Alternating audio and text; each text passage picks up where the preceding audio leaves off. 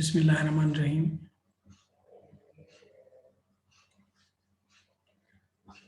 आज जो हमने टॉपिक कैरी करना है वो है after east Pakistan separation. Last lecture में कवर कर लिया था हमने कि ईस्ट पाकिस्तान सेपरेट हो चुका है 1971 में।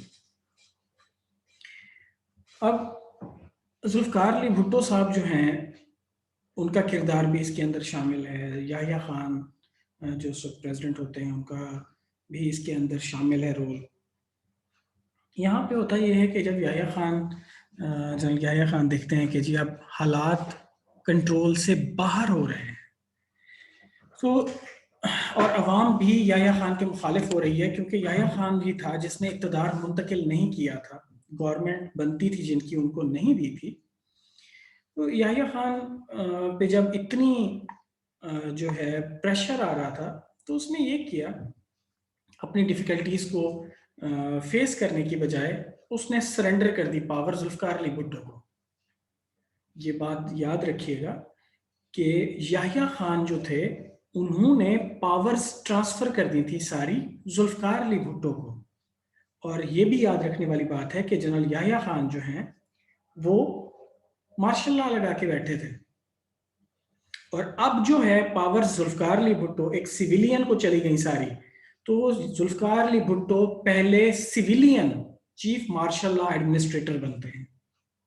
याद रखिएगा 20 दिसंबर 1971, the day when Bhutto Zulfikar Ali Bhutto took over as civilian chief martial law administrator. तो यहाँ पे एक सवाल जो आता है कि क्या कोई सिविलियन भी मार्शल लॉ लगा सकता है? उसका जवाब है यस, सिविलियन लगा चुका है पाकिस्तान में, और उसका नाम है जुल्फ़िकार अली भुट्टो। कैसे लगाया? अपने याह्या खान के साथ ताल्लुकात की बेस पे। अभी आजकल आप देख लो तो उनकी पीपल्स पार्टी आर्मी के खिलाफ बातें करते नहीं थकते, लेकिन अगर आप इनकी हिस्ट्री उठा के देखें तो इक़्तिदार में कैसे आए थे। पहले जुल्फ़िकार अली भुट्टो साहब फॉरेन मिनिस्टर होते थे अयूब खान के, और अब जो है याह्या खान एक आर्मी चीफ जो है वो चीज़ें हैंड ओवर किसको करके जा रहा है मार्शल लॉ की? जुल्फ़िकार अली भुट्टो, एक सिविलियन को। सो इस तरह से ये चीज़ें शेप अप होती हैं, और जुल्फ़िकार अली भुट्टो जो है वो हो जाते हैं पाकिस्तान के चीफ मार्शल लॉ एडमिनिस्ट्रेटर। लेकिन इसके बाद जुल्फ़िकार अली भुट्टो साहब जो हैं वो अपने आप को प्रेसिडेंट डिक्लेयर करवाते हैं। ये बात आपको यहाँ पे मैं बताना लाजमी समझूंगा, जो टाइटल भी है यहाँ का, जुल्फ़िकार अली भुट्टो बिकम्स प्रेसिडेंट। अब क्योंकि इक़्तिदार सारा उनके पास आ चुका था तो उन्होंने अपने आप को फिर प्रेसिडेंट डिक्लेयर कर दिया। मार्शल लॉ तो लगा ही बैठे थे, अब उन्होंने खुद को प्रेसिडेंट डिक्लेयर कर दिया। तो 1971 में जुल्फ़िकार अली भुट्टो साहब प्रेसिडेंट बन गए। और इसके बाद नेक्स्ट जब हम चलें 1973 में, जब पाकिस्तान का कॉन्स्टिट्यूशन बनता है, मतलब 2 साल के अरसे के अंदर अंदर कॉन्स्टिट्यूशन बना लिया जाता है, आइन बना लिया जाता है, और 14 अगस्त 1973 को उसे लागू कर दिया जाता है, प्रोमलगेट कर दिया जाता है। तो जो अब तक चल रहा है 1973 का कॉन्स्टिट्यूशन, तो अब तक ये यहाँ तक हालात थे 1973। और जो ही कॉन्स्टिट्यूशन बनता है तो जो जुल्फ़िकार अली भुट्टो साहब हैं वो प्रेसिडेंट से प्राइम मिनिस्टर बन जाते हैं 1973 में। अब एक बात याद रखिएगा, जुल्फ़िकार अली भुट्टो साहब सिविलियन चीफ मार्शल एडमिनिस्ट्रेटर बनते हैं बगैर किसी इलेक्शन के, बगैर किसी कुछ के। उसके बाद प्रेसिडेंट बनते हैं बगैर किसी खाते के। उसके बाद अब प्राइम मिनिस्टर बन जाते हैं, ये भी बगैर किसी खाते के। तो तीनों ओहदे एक बंदा संभाल चुका है, प्रेसिडेंट का भी, प्राइम मिनिस्टर का भी, और मार्शल एडमिनिस्ट्रेटर का भी। तो ये अकेला बंदा है जुल्फ़िकार अली भुट्टो, और ये विदाउट इलेक्शन है सारे ओहदे, कोई इलेक्शन नहीं हुआ, कुछ नहीं हुआ। सो 1973 में कॉन्स्टिट्यूशन क्योंकि बन गया, अब जो है डेफिनेटली यहाँ पे कॉन्स्टिट्यूशन इलेक्शन होने थे, president, prime minister, chairman of senate, speaker, deputy speaker, तो ये सारे ही कराने जाने थे नेशनल असेंबली में। अब इन्होंने नेशनल असेंबली कौन सी बनाई, वही आपको याद हो जो 1970 में जो है जितने लोग जीते हुए थे, ये याद रखिएगा उस बात को। वो नेशनल असेंबली में बैठे थे, वो 86 सीटें जो पीपल्स पार्टी की थी वो याद रखिएगा। तो वही लोग, उन्होंने ही सिलेक्ट करना था, उन्होंने सिलेक्ट कर लिया। ओके जी, ये हो गया। जुल्फकार अली भुट्टो साहब का दौर शुरू हो गया 14 अगस्त के बाद। अब यहाँ पे जो बात सबसे अहम है वो है 6 अमेंडमेंट्स, जो आते ही जुल्फकार अली भुट्टो साहब ने खुद ही अमेंडमेंट्स की अपने कॉन्स्टिट्यूशन के अंदर। एक बंदे ने कानून भी खुद बनाया है और उसमें फिर 6 चेंजेस की गई थी। अब ये 6 चेंजेस जो हैं ये याद रखने वाली है। इसमें कौन कौन सी अमेंडमेंट्स, कौन कौन सी तरामीम की गई आइन में। Amendments in the constitution. पहली amendment, first amendment led to Pakistan recognition of Bangladesh. ये बात याद रखिएगा। पहली जो थी 1974 में की गई थी ये अमेंडमेंट या तरमीम, जिसमें बांग्लादेश को रिकॉग्नाइज कर लिया गया था। मतलब ये है कि अब बांग्लादेश को पाकिस्तान एक्सेप्ट करता है कि वो इलादा कंट्री है। जैसे आजकल मसला चल रहा है ना कि इसराइल वाला, इसराइल को तस्लीम करें कि वो जो है फ़लस्तीन की जगहों पे काबिज होकर वो कहता है जी इसराइल है सारा। तो काफ़ी लोगों ने एक्सेप्ट कर लिया, काफ़ी ममालिक ने, लेकिन पाकिस्तान उसको एक्सेप्ट नहीं कर रहा, टर्की भी नहीं कर रहा। इसी तरह उस वक्त जो है, क्योंकि ये पाकिस्तान का हिस्सा था जो बांग्लादेश में बाद में गया, तो पाकिस्तान का उसे एक्सेप्ट करना ये बहुत बड़ी बात थी। वरना पाकिस्तान का राइट था किसी भी वक्त फौजें भेज के दोबारा वो उसका अपना हिस्सा है, उसको दोबारा वो कर सकता था। खैर, अच्छा हुआ या बुरा हुआ इसका फैसला हम करने वाले नहीं हैं। आगे चलते हैं। Second amendment. सेकेंड अमेंडमेंट बहुत ही अच्छी जो कही जाती है, बल्कि भुट्टो के बहुत अच्छे काम भी हैं। उन अच्छे कामों में से ये पहला जो है वो ये है, अहमदीज को नॉन मुस्लिम करार दिया गया। अब जो लोग चिन्योट हैं या चिन्योट से वाबस्ता हैं उनको पता होगा कि कादियानी चिन्योट में बहुत ज़्यादा है, अहमदी भी जिन्हें कहते हैं। कादियानी इससे पहले खुद को मुसलमान कहलाते होते थे। तो ये पहली दफ़ा था जब कॉन्स्टिट्यूशन में लिख दिया गया कि अहमदीज नॉन मुस्लिम है, और ये इसमें चिन्योट के लोगों का बहुत बड़ा रोल है। और ये अमेंडमेंट जो है जुल्फकार अली भुट्टो ने करवाई थी, दूसरी अमेंडमेंट जो है। Third amendment.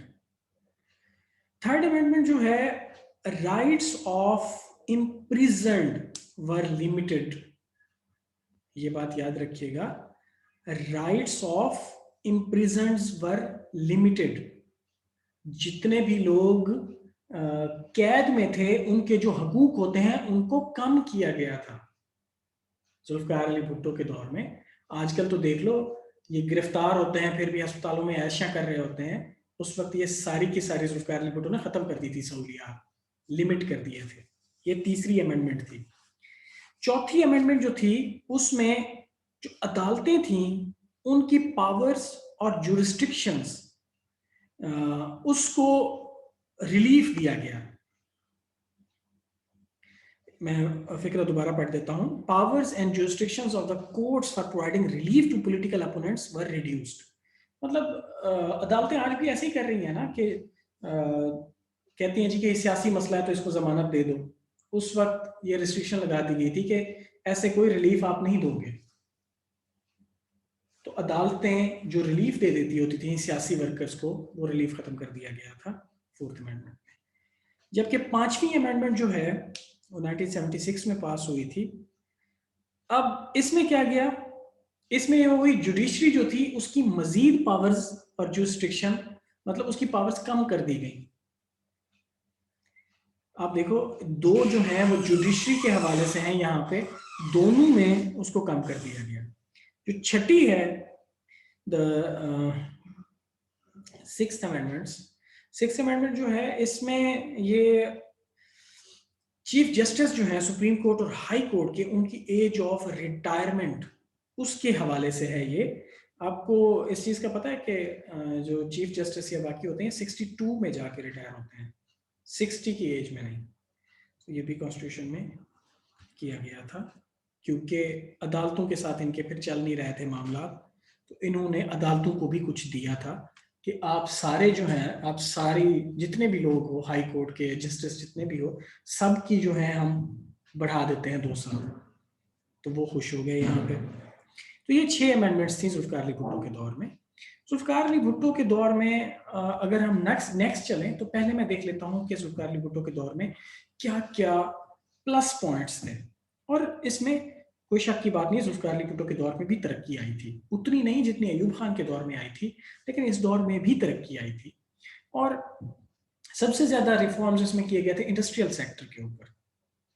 इंडस्ट्रियल सेक्टर को बहुत ज़्यादा तरजीह दी थी, बाहर की इन्वेस्टमेंट को यहाँ पे लाए थे जुल्फ़िकार अली भुट्टो। बहुत सारे जुल्फ़िकार अली भुट्टो के बहुत अच्छे काम भी हैं। इसमें आजकल आपने देखा होगा ना कि बातें चल रही होती हैं कि गवर्नमेंट के इस सेक्टर को भी प्राइवेटाइज कर दिया जाए, जैसे पीटीसीएल है, प्राइवेट है इस वक्त।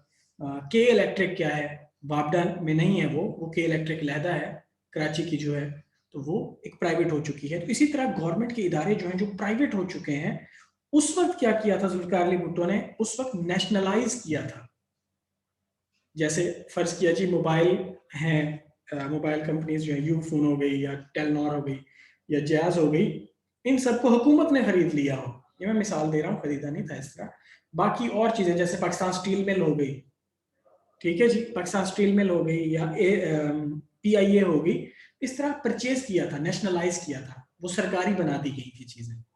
आजकल तो बेची जा रही है ना, उसके बाद बेची गई हैं, आगे वो देखते रहेंगे हम लोग। पहला फेज जो था उसमें कौन कौन सी नेशनलाइज की गई थी, सीमेंट, स्टील और केमिकल इंडस्ट्रीज। उसके बाद जो मेजर स्टेप आया नेशनलाइजेशन में, सारी की सारी बैंक्स को नेशनलाइज कर दिया गया। और इसके बाद जो था वो थोड़ा सा शॉकिंग स्टेप था कि सारी flour mill, rice mill, cotton mill, जितनी भी थी सारी नेशनलाइज कर दी गई थी। तो ये एक ऐसी चीज थी जो कि हुकूमत को हाथ नहीं डालना चाहिए था, क्योंकि ये बहुत बड़ा एक माफिया है फ्लोर मिल्स का या राइस या कॉटन मिल्स का जो है। तो ये फ्लोर माफिया का तो अभी भी आपको पता है, जिस वक्त चाहें ये मार्केट से उड़ा देते होते हैं फ्लोर, मतलब आटा गायब कर देते हैं। तो ये उस वक्त भी, तो इसको जो कहा जा रहा था कि शॉकिंग स्टेप था। ओके जी, नेशनलाइजेशन की हो गई। इसके बाद मुल्क में डेफिनेटली खुशहाली आती है। लैंड रिफॉर्म्स बड़े किए गए। अब ये लैंड रिफॉर्म जो थे ये पाकिस्तान के लिए लाजमी भी थे। जो जैसे कहते थे ना कि जागीरदाराना निज़ाम को ख़त्म करना, ये कानून जो बनाए गए थे या जागीरदाराना निज़ाम को ख़त्म करने के लिए बनाए गए थे। मतलब ये है कि कोई एक बंदा 150 एकड़ से ज़्यादा ज़मीन नहीं रख सकता, ज़रख़ेज़ ज़मीन, और अगर बंजर ज़मीन है तो वो 300 एकड़ रख सकता है, इससे ज़्यादा नहीं रख सकता। ये एक बहुत बड़ा कानून था कि 150 एकड़ एक बंदा रख सकता है, और जो है नॉन इरिगेटेड या जिसको हम बंजर कहते हैं वो 300 एकड़ रख सकता है। लेकिन जुल्फ़िकार अली भुट्टो साहब के अपने नाम पे 3-3 हज़ार एकड़ थी। जो भी जागीरदार बड़े थे, ये उन पे लागू किया ही नहीं गया था। यहाँ तो फिर मसले फिर यहाँ से आना शुरू होते हैं ना, आपने कानून तो बना दिया लेकिन उसको लागू नहीं कर पाए सही तरह से। लागू कैसे करेंगे जब आपके अपने नाम पे इतनी जायदादें हैं। अच्छा जी, इसके अलावा एक और सबसे बड़ा पॉइंट था कि 1300 ब्यूरोक्रेट्स को डिसमिस किया गया था। 1300 ब्यूरोक्रेट्स, ये प्लस पॉइंट है जुल्फ़िकार अली भुट्टो का। आज इमरान खान से कंट्रोल नहीं हो रहे हैं ब्यूरोक्रेट्स जितने भी हैं। आप देखो प्राइस कंट्रोल क्यों नहीं हो रही पाकिस्तान में, क्योंकि ब्यूरोक्रेट्स करना नहीं चाह रहे। फर्ज किया सरकारी रेट है, अगर एक दौर में टमाटर का 120 रुपए है, लेकिन दुकानों में हमें 200 रुपए भी मिला है। किसने ये मेंटेन करना था? मेंटेन तो ब्यूरोक्रेट्स ने करवाना था। जो डीसीओज, असिस्टेंट कमिश्नर्स, ये सारे बैठे हुए इन्होंने करवाना था ना, लेकिन नहीं करवाते। इसी चीज के ऊपर जुल्फ़िकार अली भुट्टो ने 1300 को फारिग कर दिया था, डिसमिस कर दिया था। तब जो है मुल्क में हालात फिर ठीक होते हैं। आपको याद होगा अयूब खान ने भी यही कुछ किया था, 3000 उसने किए थे, अब इसने 1300 डिसमिस किए। तो ये स्टेप अगर इमरान खान उठा लेता है ना, तो मुल्क में महंगाई जो है वो आधी रह जाए, क्योंकि मुल्क में सबसे ज्यादा महंगाई जो है वो ब्यूरोक्रेट्स की वजह से है। क्योंकि ये फायदा सिर्फ और सिर्फ एक छोटे से तबके को फायदा देते हैं, और बाकी जितनी भी आवाम होती है वो सारी हम पिसते जाते हैं। तो ये जुल्फ़िकार अली भुट्टो साहब का सबसे बड़ा पॉइंट था। इसके बाद जो एक बड़ा पॉइंट जो जुल्फ़िकार अली भुट्टो साहब से कोई नहीं छीन सकता, और जब तक पाकिस्तान रहेगा ना, इस पॉइंट के ऊपर जुल्फ़िकार अली भुट्टो के शायद सारे गुनाह माफ़ भी कर दिए जाएँ तो कोई मसला नहीं। ये पॉइंट ये था कि 1974 में 1974 में इंडिया ने अपना एटॉमिक प्रोसेसिंग यूनिट लगाया था। एटमी ताकत बनने के लिए इंडिया ने 1974 में अपना प्रोसेसिंग यूनिट लगा दिया था। तब पाकिस्तान ने रियलाइज किया कि अब हमें भी करना चाहिए। तो 1976 में फ्रांस की मदद से पाकिस्तान ने अपना पहला एटॉमिक प्रोसेसिंग प्लांट लगाया था और जुल्फ़िकार अली भुट्टो साहब की ये काविश थी 1976 में फ्रांस की मदद से एटॉमिक प्रोसेसिंग प्लांट लगाना। और भुट्टो साहब का एक जो है फिक्रा वो हमेशा के लिए वो अमर हो जाता है कि हमें अगर अगले 50 साल तक घास भी खानी पड़े तो हम खाएंगे, लेकिन पाकिस्तान को एटमी ताकत बनाएंगे। ये जुल्फ़िकार अली भुट्टो साहब के डायलॉग्स थे जो आज तक याद रखे जाते हैं। If we have to eat grass for next 50 years we will, but we would make Pakistan an atomic power. और यही होता है, पाकिस्तान फिर 1998 में जाके एटॉमिक पावर बन जाता है। और उस वक्त जो वजीर आजम होते हैं नवाज शरीफ साहब, वो क्लेम करते हैं कि जी मैंने बनाया है पाकिस्तान को एटॉमिक पावर। ऐसा नहीं है। यहाँ पे नवाज शरीफ साहब का कोई 1% रोल भी नहीं है। असल जो था, कितने फंड्स चाहिए होंगे आप खुद अंदाज़ा लगाएं, कितने फंड्स चाहिए होते हैं एटॉमिक पावर बनने के लिए, और वो इनिशियली जुल्फ़िकार अली भुट्टो साहब ने प्रोड्यूस किए थे। तो ये इसमें जुल्फ़िकार अली भुट्टो साहब का पीपल्स पार्टी का तो रोल हो सकता है एटॉमिक पावर बनने में। इस सॉरी टू से नवाज शरीफ साहब का इसमें रोल नहीं है। नेक्स्ट चलते हैं जी 1977। ये अब मैंने पॉजिटिव सारे बता दिए जुल्फ़िकार अली भुट्टो साहब के। अब चलते हैं आगे और 1977 में हम लोग पहुंच जाते हैं। तो 1977 अब होने होते हैं इलेक्शंस, क्योंकि 1973 आपको पता है वहां से शुरू हुआ था। अब इलेक्शंस होने हैं। तो इलेक्शंस जो है, अब आपको मैं एक जरा तरीकाकार बताता हूं कि अगर टाइम पे वक्त पे ख़त्म होते हैं ना क्या कहते हैं इलेक्शंस, तो एक टाइम पीरियड होता है, ज़्यादा होता है कि जी इतने टाइम बाद आपने अगले इलेक्शन कराने हैं। उससे 120 दिन से मेरे ख्याल में 4 से 6 मंथ होते हैं शायद, इसमें लिखा होगा, वो हम क्लियर कर लेते हैं। और अगर कोई टूट जाए असेंबली तो वो 90 दिन में कराने होते हैं। ऐसे समझ लो पीरियड हाफ हो जाता है, ये कम हो जाता है। इसमें लिखा हुआ है, प्लीज अगर आ जाए तो मुझे करेक्शन कर दीजिएगा आप। सो ऐसे होता है कि अब असेंबलियां, क्योंकि टाइम उसका पीरियड खत्म होने वाला था, तो एक दिन पहले, असेंबलीज खत्म होने से एक दिन पहले क्या किया जाता है, असेंबलियां तोड़ दी जाती हैं। ये बात याद रखिएगा, 1977 में मुद्दत पूरी नहीं की थी हुकूमत ने, 5 साल पहले असेंबलियां तोड़ दी गई थी।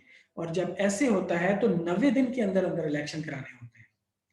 अब इस चीज के लिए जो बाकी पॉलिटिकल पार्टीज थी वो तैयार नहीं थी, वो अपनी आगे के हिसाब से तैयारी कर रही थी, लेकिन भुट्टो साहब ने ये काम करके इलेक्शन अनाउंस कर दिए। तो एक बहुत बड़ा धचका लगा। और इसके साथ साथ जो है, जुल्फ़िकार अली भुट्टो साहब ने एक और काम भी किया था इससे पहले। जुल्फ़िकार अली भुट्टो साहब ने सरकारी मशीनरी इस्तेमाल करके, सरकारी मशीनरी मतलब ये कहते हैं सरकारी ज़राए इस्तेमाल करके अपने जलसे शुरू कराए और पूरे पाकिस्तान में जलसे कराए। जितनी भी आप वीडियोस देखते हैं ना आजकल जुल्फ़िकार अली भुट्टो की जलसों की, जो पुरानी पड़ी हैं, वो सारी की सारी ये वो हैं जो कि सरकारी खर्चा करके करवाए गए थे। और ऐसे शो किया गया था कि ये सबसे बड़े लीडर हैं पाकिस्तान में। आपको याद होगा कि यही इमरान खान रोना रो रहा था कि नवाज शरीफ और ये नून लीग, ये जितने भी हैं, सरकारी ज़राए इस्तेमाल करके अपने जलसे कर रहे हैं। तो ये हर दफ़ा से ही होता है। तो ये जुल्फ़िकार अली भुट्टो साहब ने भी यही किया था, और उन्होंने सरकारी ज़राए इस्तेमाल करके अपनी पाकिस्तान पीपल्स पार्टी जो है उसको उसके जलसे किए और पूरे मुल्क में जलसे कर लिए, और उसके बाद जो है जल्दी अनाउंस कर दिए इलेक्शंस। तो ये भी एक बहुत ज़्यादा शॉकिंग था। अब जो जो दूसरे लोग थे अपोजिशन में, जिनको हम कहते हैं, या दूसरी पॉलिटिकल पार्टीज थी, उन सब ने फिर इकट्ठे होकर एक अलायंस बनाई थी, जिसे कहते हैं Pakistan national alliance, PNA, Pakistan national alliance, PNA। इसमें सारी की सारी पार्टीज जो हैं यहाँ पे इकट्ठी हुई थी, बाकी जितनी भी पार्टीज थी।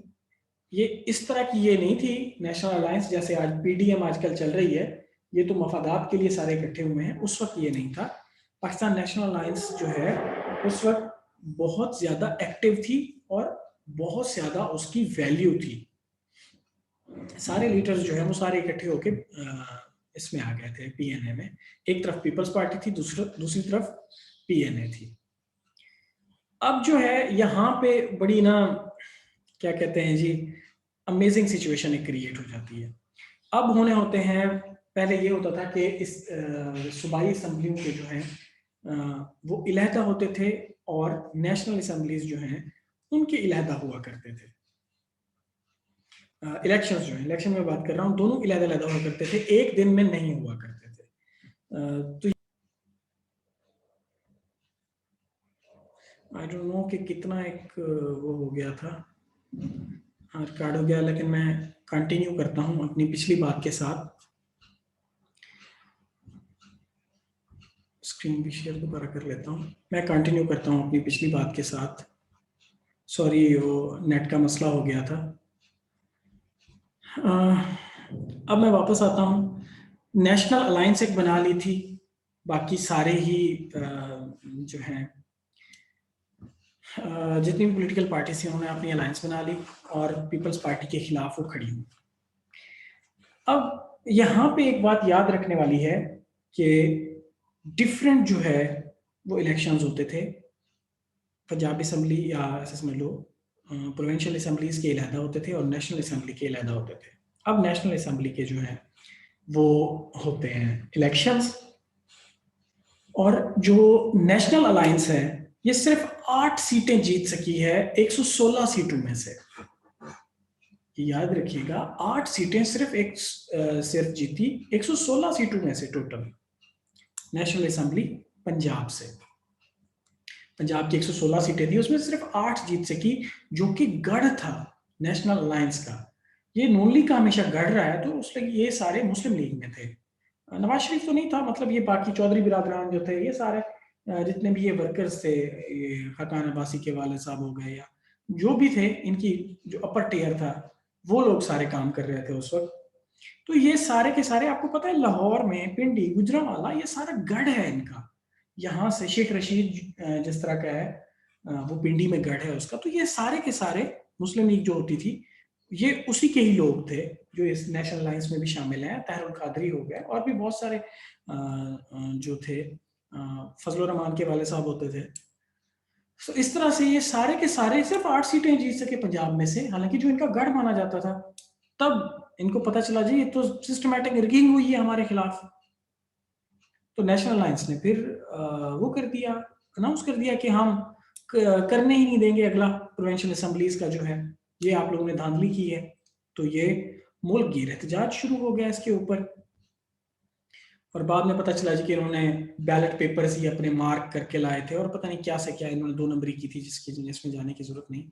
बहरहाल जी, इन्होंने अपने जल्द से जुलूस सारा कुछ शुरू कर दिया, और इन्होंने 14 मार्च 1977 को अपने 3 पॉइंट्स लेके आए, 3 पॉइंट एजेंडा।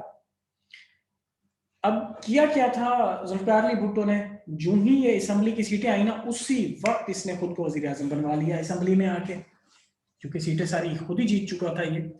उसी वक्त जाके इसने ना खुद को प्राइम मिनिस्टर बनवा लिया, और चार्ज भी संभाल लिया उसी वक्त शुरू कर दिया इसने। हालांकि अभी प्रोविंशियल असेंबली के नहीं हुए थे, सिर्फ नेशनल असेंबली के हुए, और ये प्राइम मिनिस्टर बन गया। तो जुल्फिकार अली भुट्टो साहब दोबारा प्राइम मिनिस्टर बन गए। अच्छा जी, अब नेशनल अलायंस ने क्या पॉइंट रेज किए कि प्राइम मिनिस्टर जो है उनको रिजाइन करना चाहिए, और जो इलेक्शन हो चुके हैं उनको नल एंड वॉइड, मतलब उनको रद्द कर दिया जाए, और नए सिरे से इलेक्शन कराए जाए दोनों नेशनल और प्रोविंशियल असेंबलीज के। ये उनका 3 पॉइंट एजेंडा था। प्राइम मिनिस्टर रिजाइन भी करे, नल एंड वॉइड भी करा दिया जाए, और दोबारा इलेक्शन कराए जाए। लेकिन भुट्टो ने इस बात को कभी भी क्या कहते हैं, माना नहीं है। अब यहाँ पे मैं आपको थोड़ा सा अब बताता हूँ जहां से भुट्टो का नेगेटिव इम्पैक्ट शुरू होता है, कि ऐसी क्या पोजीशन आ गई थी कि उसको फांसी लगानी पड़ी यहां से। अब ये कुछ अरसे की बात है, ये मार्च अप्रैल की हम बात कर रहे हैं, मार्च की बात कर रहे हैं, और जुलाई में उसको जाके फांसी हो जाती, सॉरी जुलाई में उसको कैप्चर कर लिया जाता है, फांसी तो बाद में होती है उसके बाद। अब क्यों, क्या हुआ इन 3-4 महीनों के अंदर, अब वो देखते हैं। अब क्योंकि नेशनल अलायंस जो थी वो रैलियां कर रही थी, वो सारा कुछ कर रही थी, प्रोटेस्ट थी, धरने थे उनके, हड़तालें भी कर रहे थे, वो सारा कुछ कर रहे थे, लेकिन उसके ऊपर कोई भी ध्यान नहीं दिया। और किया क्या जुल्फकार अली भुट्टो ने, जुल्फकार अली भुट्टो ने मार्शल लॉ लगा दिया कराची, लाहौर और हैदराबाद में। याद रखिएगा, दोबारा से मार्शल लॉ 3 शहरों के ऊपर लगाया। मार्शल लॉ और चीज होती है, कर्फ्यू और चीज होती है, ये याद रखिएगा। मार्शल लॉ का मतलब होता है जितना भी कानून है, हमारे आइन है, वो उस जगह पे उसका इतलाक नहीं होता। आपके जितने भी राइट्स हैं खत्म हो गए सारे, हर चीज जो मर्जी कर दिया जाए आपके साथ। 3 शहरों में ये किया गया था, कराची, लाहौर और हैदराबाद में मार्शल लॉ लगा दिया गया था। अब ये दूसरी दफा सिविलियन मार्शल लॉ, याद रखिएगा, वो भी जुल्फकार अली भुट्टो साहब का। अच्छा जी, इन 3 शहरों पे तो लगा दिया मार्शल लॉ, बाकी जो थे शहर वहां पे कर्फ्यू लगा दिया गया। और rest of the big cities, जितने भी बाकी बड़े शहर आते हैं, वहां पे कर्फ्यू लगाया गया, आर्मी को बुलाया गया वहां पे लॉ एंड ऑर्डर सिचुएशन को मेंटेन करने के लिए। और आर्मी जो है, क्योंकि वो पाबंद है आइन के मुताबिक, क्या है, वजीर आजम की बात मानने पे। अच्छा जी, एक और वाकया होता है इसके बाद। ये तो लगा दिए गए, उसके बाद ये लिफ्ट अपलिफ्ट भी हो गया, मतलब खत्म भी हो गया बाद में जब हालात नॉर्मल हुए, लेकिन फिर से उन्होंने रैलियां शुरू की। अब जो है जुल्फकार अली भुट्टो ने कहा कि अब मैं फ्रंट फुट पे आके आपको बताता हूँ। जुल्फकार अली भुट्टो साहब ने तकारीर की मुख्तलिफ, जो कि अगेंस्ट थी इन सब के। और एक और वाक्य होता है बहुत बड़ा, और ये हमारा लोहारी मस्जिद में होता है। और हमारी पंजाब पुलिस, आपको पता है कि हमेशा ही बदनाम रही है, हमेशा ऐसे कामों में। लोहारी मस्जिद में जब जुम्मे की नमाज हो रही होती है, तब हमारे पुलिस वाले जाके वहां पे ओपन फायर कर देते हैं। जितने भी लोग नमाज पढ़ रहे होते हैं सारे शहीद हो जाते हैं। इतना खून होता है कि मस्जिद का जो अहाता होता है वो खून से, उसका फ्लोर सारा भर जाता है। इवन के कुछ बच्चे जो है वो मस्जिद की छत पे जान बचाने के लिए भाग जाते हैं, उनको भी वहां से ऊपर से पुलिस वाले चढ़ के फेंकते हैं। तो ये हमारी पुलिस है। सॉरी टू से, मेरे अपने बहुत सारे रिश्तेदार हैं, करीबी रिश्तेदार, दोस्त पुलिस में हैं, लेकिन ये हमारी पुलिस फोर्स का इमेज है जो हमारे सामने है। और कभी भी ये ठीक नहीं हुआ। जब इस तरह के काम करेंगे तो कभी भी ठीक नहीं होगा इमेज।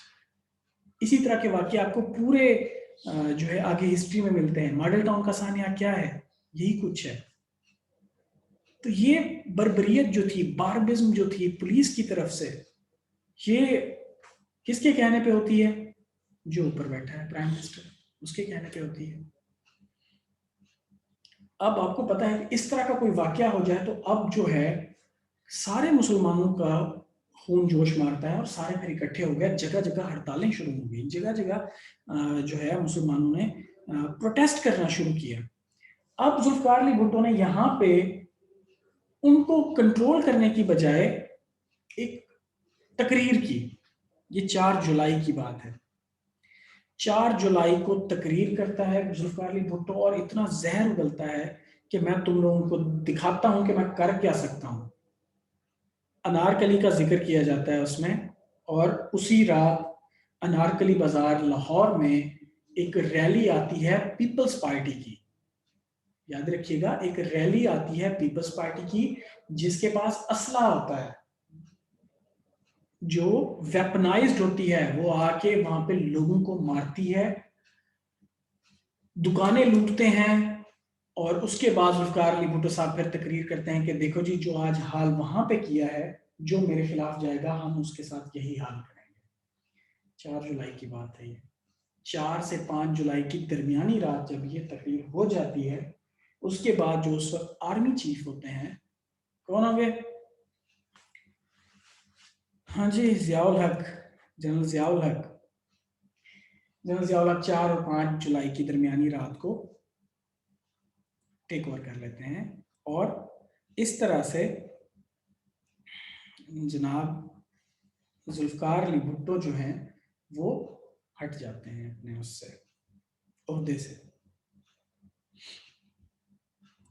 ठीक है जी, यहाँ तक अब हम जितना मैंने बताया है इतना ही आप तज़किरा कर लो, यहाँ तक ये बात हो गई। नेक्स्ट जो है हम टॉपिक शुरू करते हैं अब ज़ियाउल हक साहब। ज़ियाउल हक साहब जो है आपको पता है वो 1977 में 4 से 5 जुलाई की दरमियानी रात को उन्होंने आके मार्शल लॉ लगा दिया था। मार्शल लॉ लगाने के बाद आपको पता है कि आइन जो है वो एक साइड पे रख दिया जाता है। अब मुल्क में एक और मार्शल लॉ लग जाता है, ज़ियाउल हक का मार्शल लॉ, और ये कुछ अरसे बाद ये फिर दोबारा उसको कर लेते हैं, उसी आइन को दोबारा पाकिस्तान में राइज कर देते हैं, लेकिन वो कुछ अरसा जो है वो ऐसे ही मार्शल लॉ में गुजारते हैं। अब यहाँ पे मैं आपको वो बता देता हूँ, इसमें यूं ही ज़ियाउल हक ने अपना चार्ज संभाला तो उस अपने हिसाब से उसने सारा कुछ चेंज करना शुरू कर दिया। डेमोक्रेसी फिर बाद में शुरू की 1981 में जाके, कॉन्स्टिट्यूशन जो है 1973 का उसे दोबारा जो सस्पेंडेड था उसको दोबारा लगा दिया गया, लेकिन इस दौरान में भी उसने अपना एक क्या कहते हैं अबूरी आइन उसने लगाया हुआ था। मैं उस तरफ नहीं जा रहा क्योंकि वो इतना क्या कह लें अहम नहीं है। बहरहाल जी बहुत कुछ किया इन्होंने। 1981 में इन्होंने फिर तस्करा किया जी कि अब हमें दोबारा जाना चाहिए डेमोक्रेसी की तरफ। तो डेमोक्रेसी आपको पता है इलेक्शंस का नाम है। अब इलेक्शंस जो है वो बाद में होते हैं, लेकिन उससे पहले एक होता है रेफरेंडम 1984 में। ये 1977 के बाद 1984 तक बात पहुंच जाती है, याद रखिएगा। General Zia wanted to establish a pseudo democracy, मतलब एक डेमोक्रेसी चलती रहे जैसे मुशर्रफ ने बनाई हुई थी, डेमोक्रेसी चल रही थी लेकिन रूल वही कर रहा था। इसी तरह जनरल ज़िया भी यही चाहता था। तो उसने फिर एक रेफरेंडम करवाया, और रेफरेंडम क्या था कि क्या जनरल ज़ियाउल हक को जो है पाकिस्तान का प्रेसिडेंट होना चाहिए या नहीं होना चाहिए, यस और नो। तो उनके जो पोल थे उसके हिसाब से 97.7% लोगों ने कहा हाँ जी जुल्फ़िकार अली का नाम आ रहा है, जनरल ज़ियाउल हक जो हैं उनको पाकिस्तान का प्रेसिडेंट होना चाहिए। और हमारी तारीख है, इलेक्शन जब हो रहे होते हैं हमें घरों से जो पॉलिटिकल वर्कर्स लेके जाते हैं अपनी गाड़ियों पे, वोट डलवाते हैं और वापस आ जाते हैं, वो कभी 60% से ऊपर नहीं गया।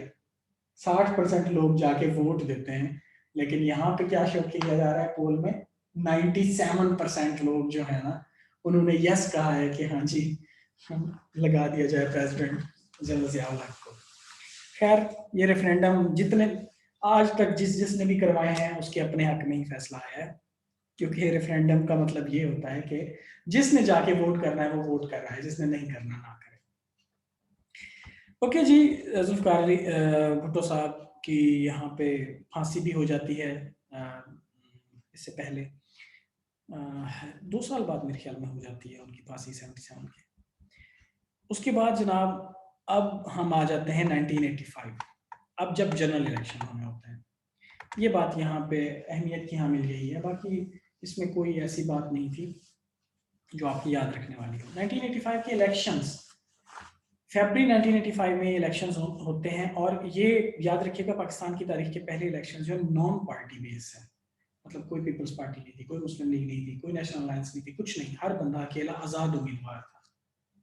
हर बंदे ने आज़ाद उम्मीदवार के तौर पे लड़ा है इलेक्शन, और जो जो जीते हैं उनकी एक असम्बली बनी, उसमें से फिर वज़ीर आज़म भी सिलेक्ट कर लिया गया है, वज़ीर आला भी कर लिया गया, सारा कुछ कर लिया गया। कैसा ये रूल बनाया था, कोई पार्टी नहीं, कुछ नहीं, जो भी होगा ज़ियाउल हक के अंडर होगा। ये इसका जो है सादा अल्फाज में अगर मैं कहूँ तो ये इनका था। तो जुनेजो साहब जो थे, मोहम्मद अली जुनेजो, वो प्राइम मिनिस्टर बन गए। और वजीर आला पंजाब कौन बने होंगे आपको अगर कोई अंदाजा हो? जी हाँ, नवाज शरीफ साहब वज़ीर आला पंजाब बने थे इनके दौर में, ज़िया-उल हक साहब के दौर में, और पहली दफ़ा जो कि MPA बन रहे थे उनको लगा दिया गया वज़ीर आला। क्यों? क्योंकि वो जानशीन थे जनरल ज़िया-उल हक के। और आज जो है वही नवाज शरीफ साहब आर्मी को कहते हैं जी कि ये ऐसे कर रहे हैं, वैसे कर रहे हैं। सो बेसिकली आर्मी वाले ही इनको लेके आए थे, और ये आज तक आर्मी वालों की ही मानते आए हैं, इसमें भी कोई शक नहीं। कोई भी किसी भी किस्म की पार्टी का बंदा हो वो यही कहेगा कि अपने ही आर्मी के ही बंदे थे। अच्छा जी, अब जुनेजो साहब पहले तो काम करते रहे, उनके अंडर सारा कुछ चलता रहा। अब जो है ज़िया-उल हक साहब जो हैं उनके डिफरेंसेस आना शुरू हो गए जुनेजो साहब से। अब जुनेजो ने क्या किया जी, जुनेजो ने कहा कि मैं भी खान हूँ, मैं प्राइम मिनिस्टर हूँ। खान का मतलब मैं इस हिसाब से इस्तेमाल कर रहा हूँ कि मैं बहुत बड़ी शह हूँ, कि मैं बहुत बड़ी शह हूँ, मैं तो प्राइम मिनिस्टर हूँ। तो एक विजिट होना होता है अफ्रीका में, तो जाना होता है प्रेसिडेंट ने, लेकिन वो प्राइम मिनिस्टर साहब खुद चले जाते हैं उसके ऊपर, जिससे बहुत बड़ा मसला चल जाता है, शुरू हो जाता है। सिंध में एक जो है शुरू होती है वायलेंस, उसको भी कंट्रोल नहीं कर पाते प्राइम मिनिस्टर, और प्रेसिडेंट जो है उसके ऊपर बहुत गुस्सा होते हैं इस बात के ऊपर, तुमसे एक ये वायलेंस छोटी सी नहीं संभाली जाती। इसके बाद जो जनरल ज़िया के सपोर्टर्स थे जुनेजो की हुकूमत को ख़त्म करने के लिए, उन्होंने असेंबली से इस्तीफे दिए थे। और सबसे पहला इस्तीफा किसका था? वज़ीर आला पंजाब का। नाम बताने की ज़रूरत नहीं है। सबसे पहला इस्तीफा उन्होंने दिया था सिविल गवर्नमेंट को हटाने के लिए, आर्मी के साथ मिलके। नाम तो याद ही होगा ना किसका? ओके जी, मैं उनके खिलाफ बात नहीं कर रहा, जो हकीकत है वो हकीकत है, पाकिस्तान की तारीख में ये बातें लिखी हुई हैं। जिनोआ एग्रीमेंट होता है जी कि एक एग्रीमेंट होना होता है, वहाँ पे जुनेजो साहब चले जाते हैं और वो तय करके आ जाते हैं बगैर उनसे पूछे, प्रेसिडेंट से या जनरल ज़िया से बगैर पूछे। तो यहाँ पे जो है मसले शुरू हो जाते हैं। अब 1988 आ जाता है। 1988 में जब प्रेसिडेंट और प्राइम मिनिस्टर दोनों ने चाइना जाना होता है, जुनेजो जो है वो किसी और टूर पे फिलीपीन गए होते हैं, तो पाकिस्तान आने के बजाय डायरेक्ट चाइना चले जाते हैं, और प्रेसिडेंट का वो ख़त्म कर देते हैं कि प्रेसिडेंट जाएगा ही नहीं। तो ये बात जनरल ज़िया-उल हक से हजम नहीं होती, और 29 मई 1988 ये डेट होती है जब असेंबली डिसॉल्व कर दी जाती है। असेंबली डिसॉल्व कर दी गई, इसका मतलब ये है कि कोई प्राइम मिनिस्टर नहीं, कोई कुछ नहीं। तो वो जो जुनेजो साहब गए थे प्राइम मिनिस्टर बन के, वहाँ पे उनको बताया गया जी कि आप प्राइम मिनिस्टर नहीं रहे, आप कुछ भी नहीं रहे, अब वापस आओ। तो यहाँ से जनरल ज़िया-उल हक जो है 1988 में असेंबली डिसॉल्व करते हैं, अब नए इलेक्शन होने हैं इसका मतलब। लेकिन 1988 में एक और वाकया होता है। एक जो है आपको इस बारे में पता ही है, बहावलपुर के मकाम पे जो है जिसमें काफ़ी सारे जनरल्स भी होते हैं, उस क्या कहते हैं, एयर क्रैश होता है वहाँ पे, और उसमें यूनाइटेड स्टेट्स का एम्बेसडर भी होता है पाकिस्तान में जो होता है, हाई रैंकिंग ऑफिशियल्स भी होते हैं, चीफ्स भी होते हैं जनरल स्टाफ के, जॉइंट चीफ स्टाफ भी होते हैं, मतलब सारे ही आर्मी के बड़े लोग होते हैं इसमें। जब वो बहावलपुर से वापस आ रहे होते हैं, ये एयरक्राफ्ट होता है C-130, तो वो एक्सप्लोड हो जाता है मिड एयर में, और बहावलपुर से जब फ्लाई कर जाता है तो उसके बाद मिड एयर में ही खत्म हो जाता है, और सारे के सारे कोई बंदा भी उसमें से नहीं बचता। कैसा आप ये समझ लें कि सारे आर्मी के टॉप रैंक बंदे भी उड़ गए, प्रेसिडेंट भी उड़ गया इसमें। तो ये क्या कहते हैं जी, शहादत हो गई जनरल ज़िया-उल हक की। और जनरल ज़िया-उल हक का मकबरा कहाँ पे है?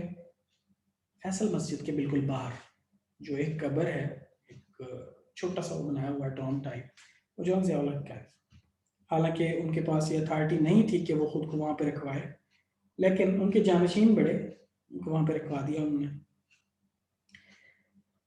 उसके बाद जी यहाँ पे अब नेक्स्ट क्या होना होता है, जब आपको एक और चीज बता दूं, जब प्रेसिडेंट की डेथ होती है तो जो चेयरमैन सेनेट होता है वो प्रेसिडेंट बन जाता है ऑटोमेटिकली, ये पाकिस्तान का रूल है। मैं दोबारा बताता हूँ, अगर मैं पूछ लिया पेपर में याद रखना। जो चेयरमैन सेनेट होता है वो ऑटोमेटिकली प्रेसिडेंट बन जाता है जब प्रेसिडेंट की डेथ होती है, और अगर प्राइम मिनिस्टर की डेथ हो तो ऑटोमेटिकली कौन बनता है? स्पीकर। जब मतलब अबूरी बन जाता है जब तक दूसरा असेंबली वो नहीं कर लेती, एक्टिंग जो है वो बन जाता होता है। तो ये बात याद रखना, मैं पूछूंगा पेपर में। नेक्स्ट जो है, अब 1988 में इलेक्शंस होते हैं, और 1988 में जब वापस आती हैं मोहतरमा बेनजीर भुट्टो तो एक जम्मे गफीर इकट्ठा होता है। अब मोहतरमा बेनजीर भुट्टो की ये वापसी जो है ये यादगार होती है। अब मुल्क में जो है जनरल ज़ियाउल हक से लोग बहुत तंग आ चुके होते हैं। जनरल ज़ियाउल हक, मैंने उनके प्लस और नेगेटिव नहीं यहाँ पे किए, प्लस और माइनस मैंने नहीं किए, कोई पॉइंट आपको नहीं बताया, जस्ट उनका दौर मैं स्किप करके आगे आ गया हूँ। उनके दौर में हर चीज़ ठीक ठाक रही, कोई ज़्यादा जो है ना अच्छी नहीं हुई, ऐसे समझ लो। तो अवाम जो है, आपको पता है आर्मी से तंग आ चुकी थी उस वक्त तक। ऐसे ही होता है हमेशा, जब भी कोई आर्मी वाला बैठा होता है तो लोग तंग आ चुके होते हैं, पॉलिटिशियंस इवन तंग आ चुके होते हैं। तो जब बेनज़ीर भुट्टो आती हैं पाकिस्तान में तो एक वो देखने वाले मनाजिर होते हैं। जितनी भी आप फोटोज उठा के देखो ना, पुरानी वीडियोस उठा के देखो, जब मोहतरमा बेनज़ीर भुट्टो वापस आई थी पता चलता है कोई लीडर वापस आया है। हालांकि वो एक पहली दफा आने वाली इसमें सियासत में आने वाली लड़की ही थी उस वक्त, मीन्स बहुत यंग एज थी उनकी। क्या था, उनके वालिद साहब को फांसी दी जा चुकी थी, उनके पूरे खानदान को जिलावतन किया जा चुका था, तो उनका वापस आना एक बहुत बड़ी बात थी। और उन्होंने उसी तरह से ही जैसे जुल्फकार अली भुट्टो ने जलसे किए थे, हर जगह पे जाके उन्होंने जलसे किए।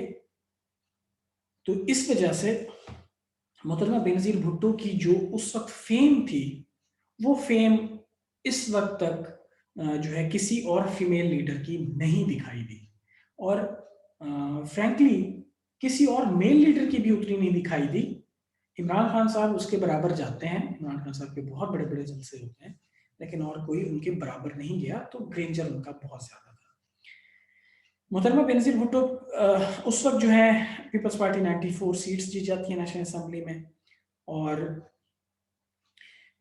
जो है 8 MQM और इसी तरह ट्राइबल एरियाज इधर उधर से मिला के वो अपनी हुकूमत बना लेती हैं, और पहली पाकिस्तान की वुमेन जो होती हैं वो प्राइम मिनिस्टर बन जाती हैं एक इस्लामिक स्टेट की। तो यहाँ पे बेनज़ीर भुट्टो जो हैं, इनके काम जो हैं ये मैं थोड़े थोड़े बताता जाता हूँ, क्योंकि ये 2-2 साल का पीरियड है। फिर नवाज शरीफ का आ जाएगा, फिर बेनज़ीर का, फिर नवाज शरीफ का, तो ये छोटे छोटे हैं।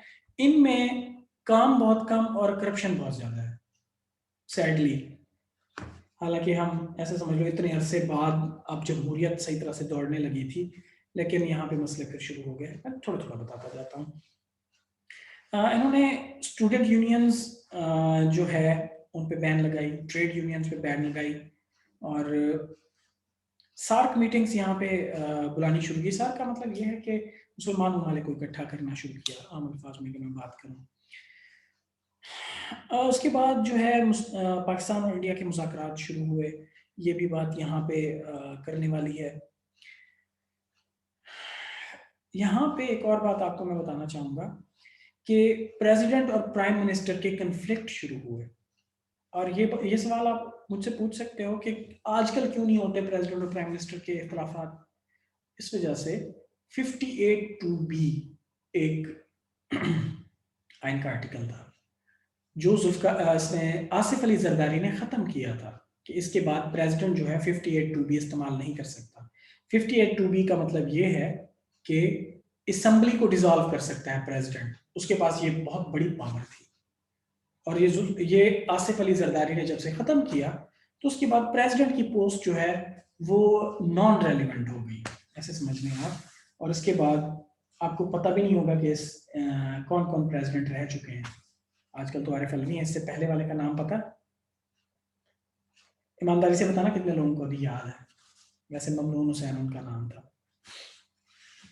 अच्छा जी, तो अब क्या होता है, उन्होंने 6 अगस्त 1990 को असम्बलियां डिसमिस कर दी।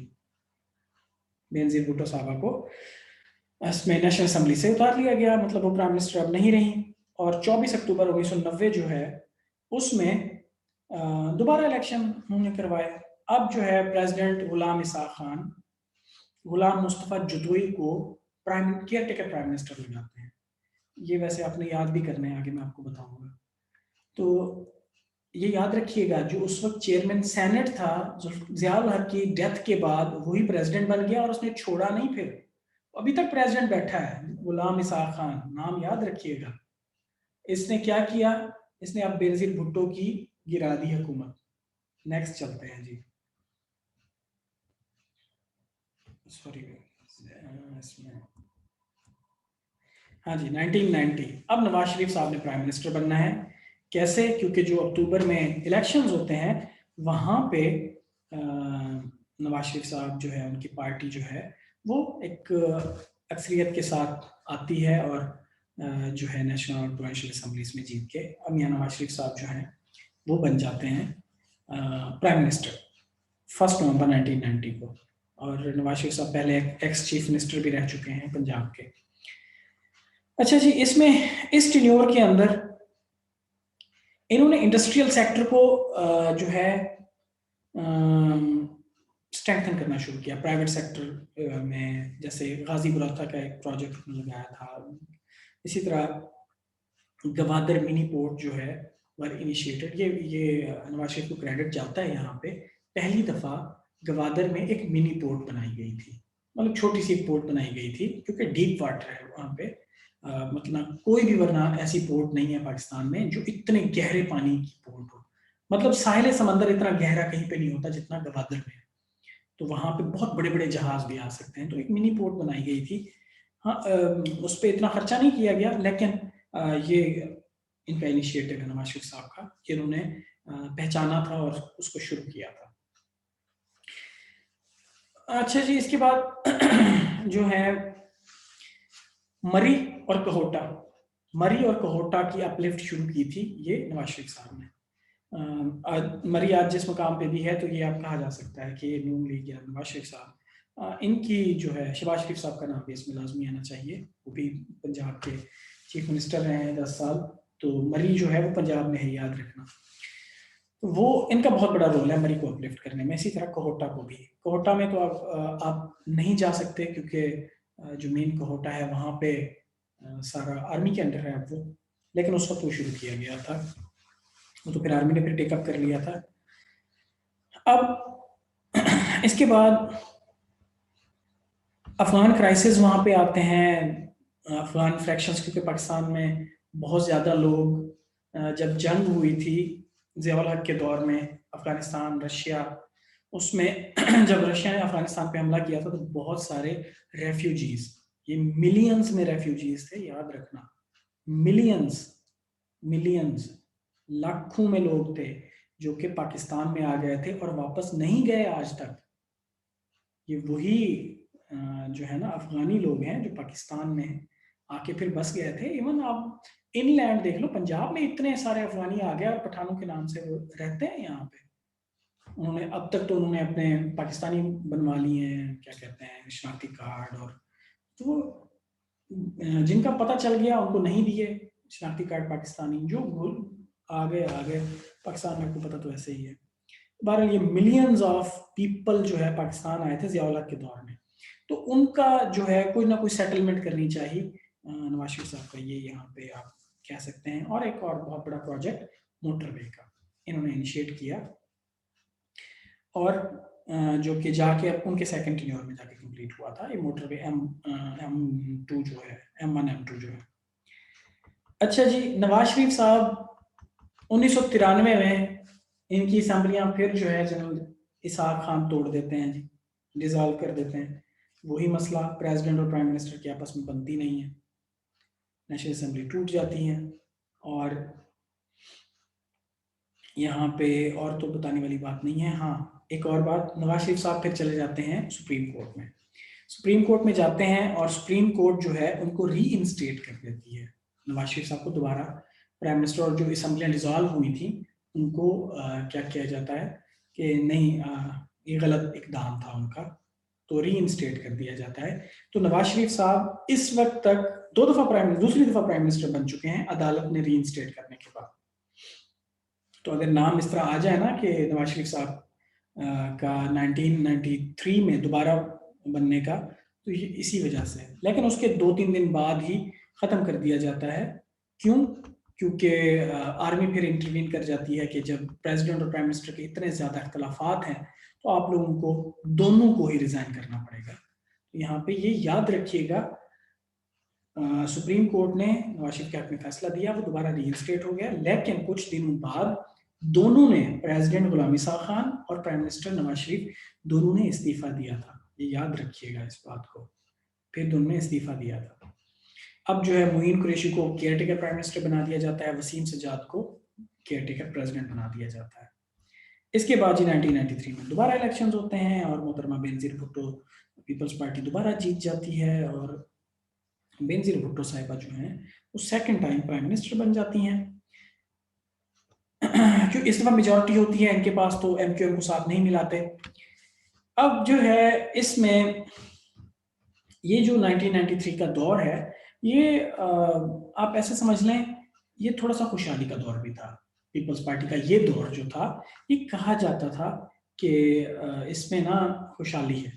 ये हमने अपने बड़ों से सुना हुआ है कि पीपल्स पार्टी का ये दौर ऐसा था जिसमें अवाम खुशहाल थी। और क्या इसमें था पॉजिटिव पॉइंट्स अगर मैं देखूं यहाँ पे, किसानों के लिए बैंकिंग का सिस्टम किया गया था। पहली दफा पाकिस्तान में लेडी पुलिस की रिक्रूटमेंट हुई थी। कराची जो है वो हमेशा से ही टेररिज्म और वायलेंस का शिकार था, तो उसको जो है उसकी कंडीशन बेहतर की गई थी। इसके बाद अवामी ट्रैक्टर स्कीम एक आई थी, आपको याद हो, ग्रीन ट्रैक्टर्स आए थे, वो इनके थे। और इसके बाद कश्मीर इशू के ऊपर पीपल्स पार्टी ने बहुत ज़्यादा यहाँ पे इकदाम किए थे, ये मानने वाली बात है। पीपल्स पार्टी गवर्नमेंट जब भी आई है कश्मीर इशू पे बोली है। मैं जरदारी हुकूमत वाली बात नहीं कर रहा, उनके दौर में कुछ भी नहीं था। इससे पहले पीपल्स पार्टी की हुकूमत जब भी आती थी, मोहतरमा बेनजीर भुट्टो साहिबा बोलती होती थी, कश्मीर के इशू पे हमेशा बोलती होती थी।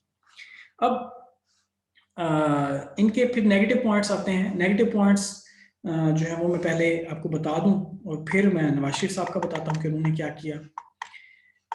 नेगेटिव पॉइंट क्या था? पहला नेगेटिव पॉइंट, मुर्तजा भुट्टो की असैसिनेशन होती है, जो बेनजीर भुट्टो के भाई होते हैं।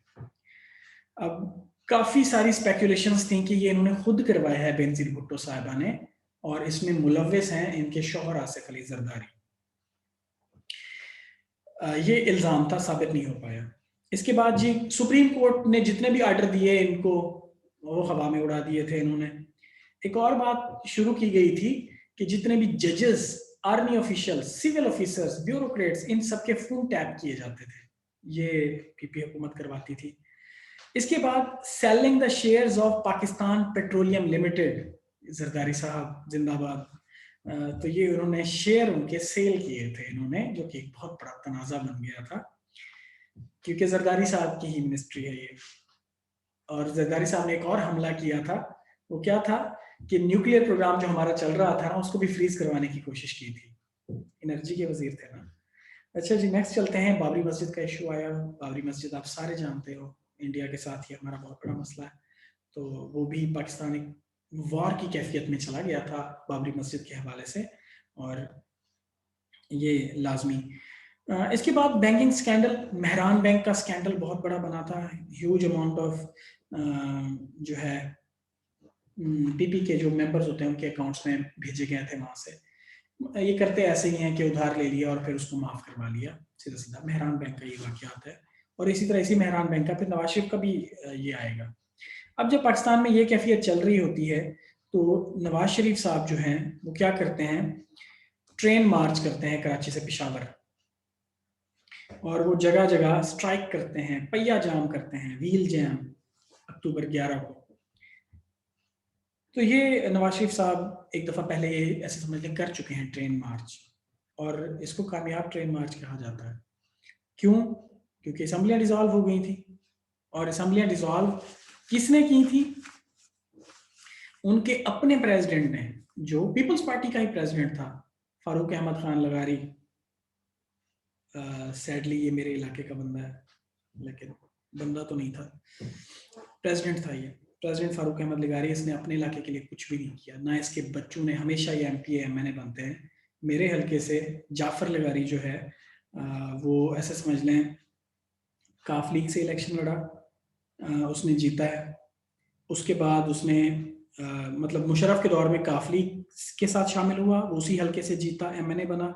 उसके बाद वो पीपल्स पार्टी उसने ज्वाइन की 2000 जो है 7-8 के इलेक्शन में। पीपल्स पार्टी से वो उसी इलाके से उसी सीट को जीता उसने। उसके बाद 2013 के इलेक्शन में वो नून लीग के साथ शामिल हुआ, और 2013 के इलेक्शन में उसने नून लीग से जीता। और 2018 के इलेक्शंस जो हैं, 17-18 के इलेक्शंस जो हैं, उसमें ये जनाब PTI में शामिल हुए और PTI से जीते। तो ये पिछले 4, ये तो मुझे याद है ना, क्योंकि मैं वोट डाल रहा हूँ।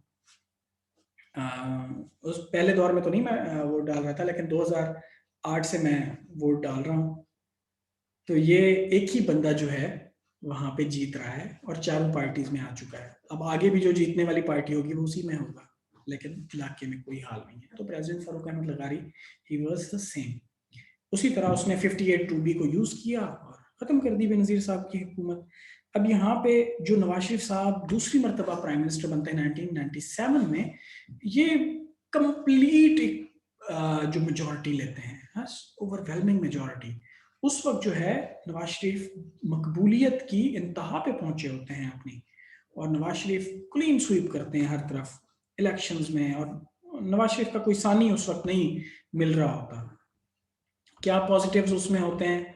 अमेंडमेंट्स 2-3 की जाती हैं, एंटी टेररिज्म के ऊपर किया जाता है, एग्रीकल्चर के रिफॉर्म्स आते हैं, प्राइवेटाइजेशन की जाती है, clean up, operation clean up Karachi किया जाता है। इसके बाद न्यूक्लियर टेस्ट जो है वो किए जाते हैं 1998 में। ये क्रेडिट मैं इनको नहीं देता, सॉरी टू से, ये क्रेडिट नवाज शरीफ साहब का नहीं है, क्योंकि इंडिया कर चुका था अपने, और आर्मी हमारी फोर्स कर रही थी कि ये लाजमी हमने करने हैं, वेदर यू आर इन और आउट। तो उनको मजबूरी में उन्होंने कहा कि ठीक है कर लो। आई डोंट थिंक कि ये क्रेडिट उनको देना चाहिए, लेकिन उस वक्त क्योंकि प्राइम मिनिस्टर थे, और प्राइम मिनिस्टर की कदर करते हैं हम लोग, हमारे मुल्क का प्राइम मिनिस्टर है, तो डेफिनेटली उनका नाम यहाँ पे आएगा। तो यहाँ से अब जो है काफी आगे पीछे चला गया था मैं। ओके, ये पॉजिटिव्स हो गए इनके। अब नेगेटिव्स की बात करते हैं। नेगेटिव्स जो हैं, ये याद रखिएगा, ये वो हैं जो कि पाकिस्तान की हिस्ट्री में रिपोर्टेड हैं, याद रखिएगा कि मेरी तरफ से नहीं है। अब क्या किया था 15वीं अमेंडमेंट जो थी इन्होंने, उसमें क्या किया था, प्राइम मिनिस्टर के लिए इन्होंने इख्तियारात बढ़ा दिए थे अपने। और कैसे कि ये जो है आर्मी के लोगों के ऊपर हावी हो जाए। ठीक है जी, याद रखिएगा, आर्मी के ऊपर हावी हो जाएं। अभी भी आप देख लो, आर्मी के जितने भी बड़े ओहदे हैं वो प्राइम मिनिस्टर सेलेक्ट करता है। ये उस वक्त इन्होंने चेंजेस करवाई थी। और क्या किया था इन्होंने, मिलिट्री के जनरल्स के साथ या आर्मी चीफ के साथ इनका कन्फ्लिक्ट चल पड़ा था। 12 जनरल करामत होते थे उस वक्त, वो उन्होंने रिजाइन कर दिया, और इनके पास लिस्ट आई 4 लोगों की। और लिस्ट में जो सबसे जूनियर बंदा था, जिसका सोच भी नहीं रहा था कोई कि इसको भी सिलेक्ट किया जा सकता है, उससे ऊपर बहुत बड़े बड़े नाम पड़े थे, इन्होंने सबसे आखिर वाले को सिलेक्ट किया, जिसका नाम था जनरल परवेज मुशर्रफ। जी हाँ, उनको खुद लगाया था नवाज शरीफ साहब ने, जनरल परवेज मुशर्रफ साहब को। इसके बाद जनाब एक प्राइम मिनिस्टर होते हैं इंडिया के, अटल बिहारी वाजपेयी।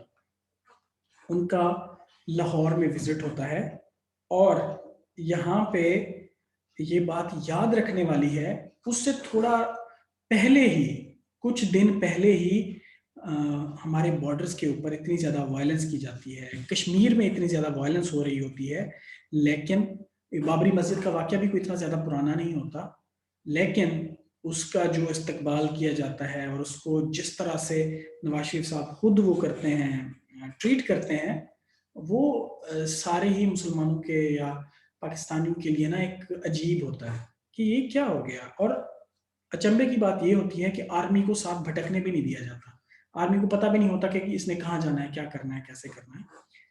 तो ये पहली दफा नहीं है कि अगर सॉरी किसी और तरफ चली जाएगी बात। बहरहाल ये नवाज शरीफ साहब ने ये किया था। इसके बाद कारगिल, कारगिल जो है ये आपको थोड़ा सा मैं समझाने की कोशिश करता हूँ कारगिल के हवाले से, क्योंकि कारगिल आप ऐसे समझ लें, मैं आपको व्हाइट बोर्ड से अगर समझाने की कोशिश करूं,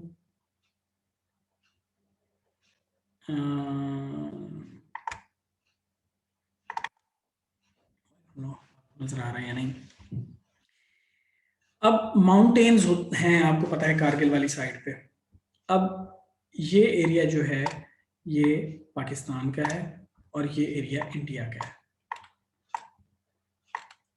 अब ये जो कारगिल है ये बर्फ रहती है पूरा साल यहाँ पे। अब पाकिस्तान का बॉर्डर जो है वो फर्ज किया यहाँ पे आर्मीज बैठी हैं और इंडियन आर्मीज यहाँ पे बैठी हुई हैं। से मैं एक ना आपको बता रहा हूँ, इस तरह ओरिजिनल बॉर्डर जो है वो यहाँ पे है। रेड जो मैंने यहाँ पे शो किया ये ओरिजिनल बॉर्डर है और इंडिया एक साइड पे अपनी चौकियां बना के बैठा है, पाकिस्तान एक साइड पे बना के बैठा है। ये काफी दूर दूर दूर है, 15-20 किलोमीटर दूर की बात है। तो यहाँ पे अब होता क्या है, इंडिया जो है, मैं इंडिया को ब्लू से जाहिर करता हूं, इंडिया जो है आता है और आके यहां पे अपनी चौकियां बना लेता है और कहता है जी कि ये बॉर्डर है। ये जो अब न्यू मैंने ब्लू वाला ये कहा है ना कि इंडिया कहता है, सॉरी मैं क्या कर रहा हूं, अब इंडिया कहता है कि जी ये हमारा बॉर्डर है और पाकिस्तान यहाँ पे है। अब जनरल मुशर्रफ जो है उसको जब ये पता चलता है, पुराने नक्शे उठाए जाते हैं, पता चलता है कि ये तो बहुत आगे आ गए हमारे इलाके में। वो क्या करते हैं, अब सर्दियां आती हैं ना, तो सर्दियों में ये सारे ही पीछे चले जाते हैं। अब मैं ये इरेज कर देता हूँ। सर्दियां आई और सारे के सारे अपनी पुरानी पोजीशंस में वापस चले गए। तो अब जो है पाकिस्तानी फौज क्या करती है, पाकिस्तानी फौज जो है, ये इरेजर क्यों नहीं खत्म हो रहा। अब पाकिस्तानी फौज क्या करती है, अब पाकिस्तानी फौज जब आती है तो पाकिस्तानी फौज यहां पे आके बैठ जाती है। सॉरी, पाकिस्तानी फौज अब अपने उसी बॉर्डर के ऊपर जाके बैठ जाती है, मतलब अपनी असल जगह पे आके बैठ जाती है। तो ये वो कहते हैं जी कि हमारा बॉर्डर है। अब इंडियन फोर्सेस जब आना शुरू करती हैं, मैं इनको ब्लू से जाहिर कर देता हूँ, जब इंडियन फोर्सेस आती हैं सर्दियों के बाद तो उनको यहाँ पे मज़ाहमत हो जाती है, मुसलमान उनको पाकिस्तान फौज आगे नहीं बढ़ने देती, तो इंडियन फौजेस भी यहाँ तक आ सकती हैं। अब इंडिया क्या क्लेम करता है कि जी हमारा इलाका तो यहाँ तक होना चाहिए, हमें पाकिस्तान आगे नहीं जाने दे रहा। इवेंचुअली जो कि पाकिस्तान का एरिया है जिसके ऊपर इंडिया आगे बढ़ना चाह रहा है, पाकिस्तान फौज उसको नहीं करने देती उनको कि नहीं आप आगे आ नहीं सकते, ये हमारी लाइन है, इससे आगे आप नहीं जा सकते। तो नवाज शरीफ साहब जाते हैं और नवाज शरीफ साहब पाकिस्तान को ये ख़त्म करवा के अब क्या करते हैं जी नवाज शरीफ साहब, अब नवाज शरीफ साहब ये करवा के आते हैं कि अब बॉर्डर जो है यहाँ पे है पाकिस्तान और इंडिया का। ये नवाज शरीफ साहब का काम है। कारगिल का ये इसी वजह से आर्मी इनके खिलाफ हुई कि कारगिल का जो है वाकया, पाकिस्तान अपनी जगह का प्रोटेक्ट करके बैठा हुआ है, आप जाके एक्सेप्ट कर रहे हो कि जो भी इंडिया का क्लेम है और आप वापस लेके आ रहे हो सबको। तो ये नवाज शरीफ साहब की प्रो इंडिया जो है ये पहली दफा नहीं है जो अब कर रहे हैं। जो एजेंडा इंडिया का है उसके ऊपर बात ये पहली दफा नहीं कर रहा है, ये कारगिल एक बहुत बड़ा सबूत है। तो जनाब अब वापस चलते हैं उसी तरफ। तो ये कारगिल का वाकया ऐसे ही है। अब कारगिल का वाकया हो गया, अटल बिहारी वाला भी वो हो गया, जो क्लियर होता है कि ना ये इंडिया की साइड ले रहे हैं, पाकिस्तान की साइड नहीं। और नवाज शरीफ साहब जब भी आते हैं इंडिया को बेहतरीन मुल्क करार दिया जाता है तिजारत के लिए। और सॉरी टू से हमारा चावल, हमारा पिंक सॉल्ट, हमारी और बहुत सारी ऐसी चीज़ें हैं जो कि इंडिया में नहीं होती चीज़ें, और इंडिया अपने नाम से बेचता है पूरी दुनिया में। मतलब जो इंपोर्ट हमें करनी चाहिए थी वो इंडिया करता है। जो जैसे अभी हमारा पिंक सॉल्ट यहाँ से 3 रुपए किलो जाता है इंडिया में, और वो जो है वहां से बेचते हैं 300 रुपए किलो। कोई जो है ना, सोचने वाली बात है कि ये यार इतना इंडिया क्यों कमा रहा है और क्यों दिए जा रहे हैं। और इस वजह से, क्योंकि नून लीग की जब जब हुकूमत आई है, इंडिया जो है वो फेवरेट कंट्री करार दिया जाता है और उसके साथ तिजारत इसी तरह की जाती है। तो ये कोई ढकी छुपी बात नहीं है, ये हकीकत पे है, इसमें किसी को कुछ नहीं कहा जा सकता। ओके जी। इसके बाद जनाब जब मुशर्रफ साहब गए होते हैं श्रीलंका के टूर के ऊपर, 200 और पैसेंजर भी होते हैं उसके ऊपर, जब वो कराची में लैंड करना होता है त्यारे ने, तो लैंड नहीं करने दिया जाता और बताया जाता है कि परवेज़ मुशर्रफ को आपको चीफ आर्मी स्टाफ से भी हटा दिया गया है। तो उस वक्त वो वीडियोस भी मौजूद हैं, उसकी इनकी साउंड भी मौजूद है। उसके बाद जो है क्या कहते हैं जी, मुशर्रफ साहब किसी ना किसी तरीके से आर्मी से रब्ता करते हैं और आर्मी जो है वो टेक ओवर कर लेती है आके कराची एयरपोर्ट को। प्लेन लैंड कर जाता है और जब मुशर्रफ साहब आते ही मार्शल लॉ लगा देते हैं। 12 अक्टूबर 1999 नवाज शरीफ साहब की गवर्नमेंट हो जाती है ख़त्म। तो जनाब यहाँ तक है आपका कोर्स, यहाँ पे आपका कोर्स ख़त्म होता है। और नेक्स्ट जो है इसके बाद लिस्ट ऑफ गवर्नर जनरल यहाँ पे मैंने दी हुई है, और उनके सिर्फ क्या कहते हैं, सॉरी गवर्नर जनरल कहाँ गया, वो आखिरी पेज पे होंगे, सॉरी। ये है लिस्ट ऑफ प्रेसिडेंट्स। आप लोगों ने सिर्फ उनका नाम याद करना है, ठीक है जी, नाम याद करना है। और ईयर तो याद करना पड़ेगा ना कि कौन से ईयर में ये रहे हैं। तो ये प्रेसिडेंट हो गए सारे। और आपको जरदारी साहब के बाद यहाँ पे नहीं लिखे हुए आगे वाले, तो ये आपकी असाइनमेंट है कि आप लोगों ने खुद देखने हैं। मैं बार बार कह रहा हूँ, ये आप लोगों की असाइनमेंट है, आपने खुद देखने हैं आसिफ अली जरदारी के बाद केयरटेकर प्रेसिडेंट कौन आया, ओके, और उसके बाद ममनून हुसैन आए, उसके बाद केयरटेकर कौन आया, और उसके बाद आजकल आरिफ अलवी है। तो ये आपने देखना है, ओके, आपने ये लाजमी देखना है।